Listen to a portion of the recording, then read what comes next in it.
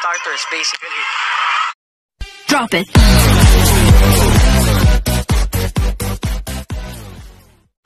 Good day mga ka-sports natin dyan. Update nga tayo ngayon sa laban ng Cherry Tigo at ng Creamline Cool Smashers sa third set. Sobrang ganda ng laban ngayon mga ka-sports natin dyan sapagkat kitang-kita natin na sobrang dikit nga talaga ang kanilang laban at tulad nga ng sinasabi ko sa inyo, sobrang match na match talaga ang Cherry Tigo at ang Creamline at masasabi ko talaga na bagay talaga sila magharapan nga mga ka-sports natin dyan.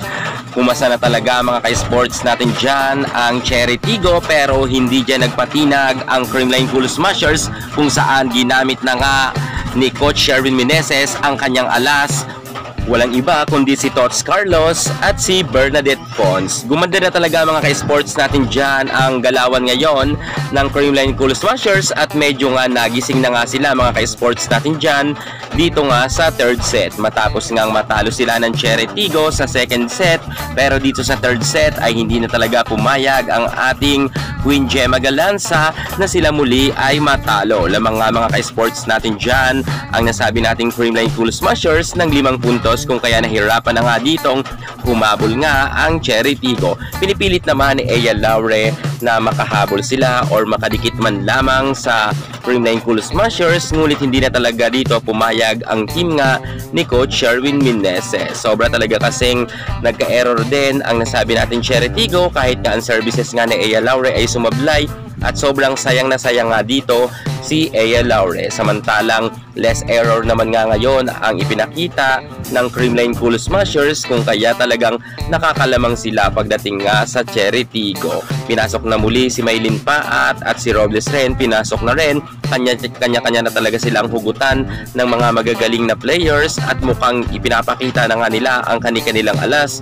Subalit talagang hindi nagpaawa talaga ang nasabi nating Creamline Cool Smashers at mas maganda nga ang kanilang ipinakitang kumpiyansa dito nga sa third set. Sobra kasing maganda talaga ang mga set ngayon ng ating Hell Negrito at nakahataw talaga ang kanyang mga spikers.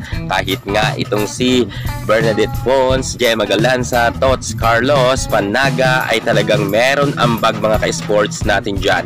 Nagtapos nga ang laban nila sa score na 20 at 25 at bumabor nga itong mga ka-sports natin dyan sa Creamline Cool Smashers.